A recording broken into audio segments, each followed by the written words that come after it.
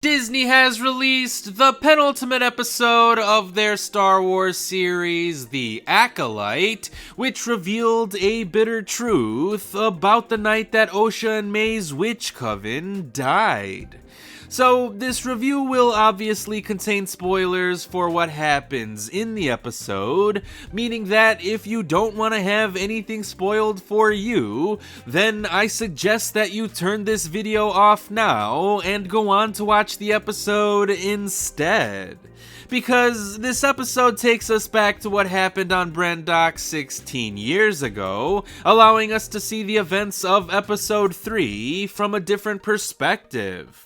The Jedi are not on the planet because they knew about the Witch Coven or about the existence of Force-sensitive children, but because Brendok was cataloged as being lifeless due to a hyperspace disaster that happened about 100 years ago. So it's weird that this planet is thriving when it should be completely devoid of life. This causes the Jedi to believe that a vergence in the Force could be located on or around Brendok, and it is this search for the vergence that leads them to find the Witch Coven. Then, the episode basically rehashes the story we know from episode 3, only surprisingly enough, nothing surprising really happens in the episode. I mean, we find out that Sol actually killed Osha and May's mother, Anastasia, but he basically acted out of self-defense, because Anastasia started turning into a dark and scary mist that also seemed to affect May. And if I saw a little girl panicking as she started to evaporate before my very eyes, I know I would probably freak the fuck out too.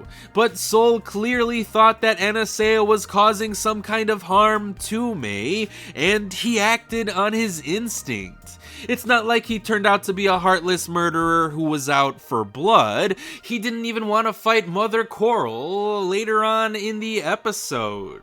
So what are we supposed to be learning about Sol here that is so insightful? That he is willing to act when someone is in danger? That's what a good person is supposed to do, right? So why was this episode leading me to believe that Sol did something tragically dark? He made a mistake that did come to bite him in the ass later on down the line, but a simple fucking mistake nonetheless. Even when he chooses to save Osha's life over May's, he thinks he's doing the right thing.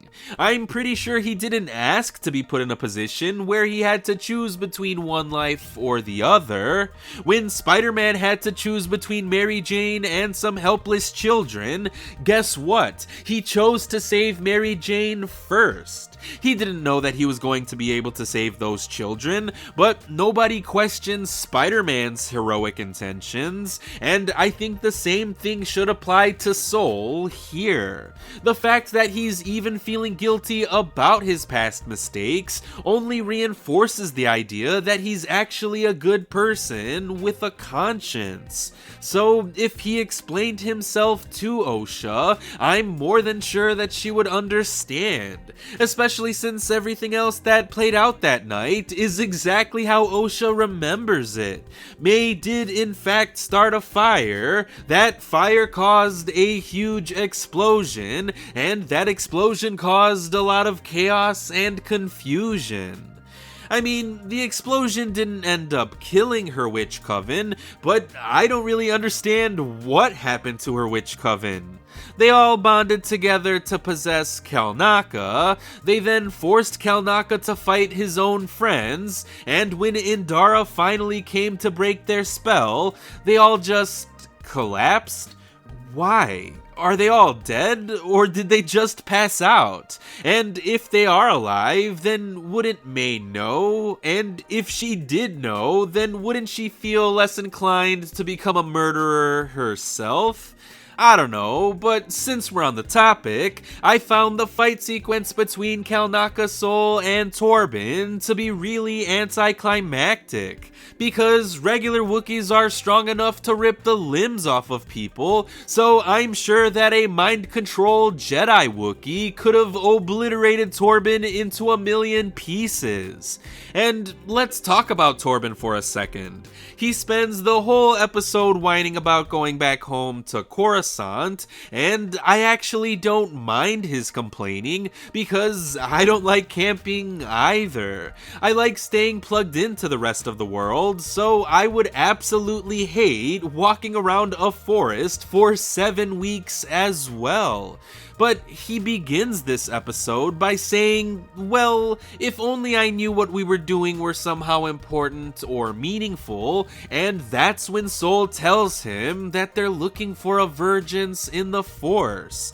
Meaning that this poor boy was wandering out in the woods for 7 weeks without knowing what the fuck he was looking for.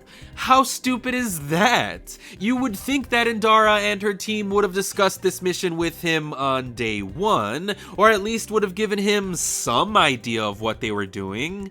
But I don't know, Indara makes a handful of other questionable decisions in this episode too. Like deciding to not tell the Jedi Council the truth of what happened on Brendok, which felt very out of character for her since she seemed hell-bent on informing the Council of every other minute detail about the mission.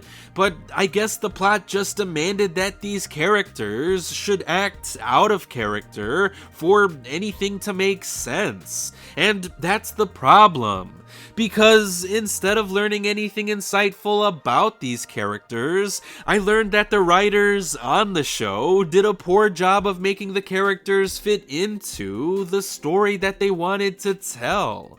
I mean, this was supposed to be the episode that revealed everything. The one that unraveled the mystery being told. The one that gave us all of the answers. And yet, by the time the episode had finished, I ended up being more confused than I already was. Because I don't know how anyone could write a story this way and think that it was satisfying. Nothing about this episode was satisfying, let alone interesting or compelling, and with only one episode left in the season, I don't see how the showrunners can pull off having a satisfying conclusion to the story being told here. Especially if the big penultimate episode ended up being silly, convoluted, and frustrating as hell. But I guess we'll see how the finale to The Acolyte will actually turn out to be once it gets released later on this evening.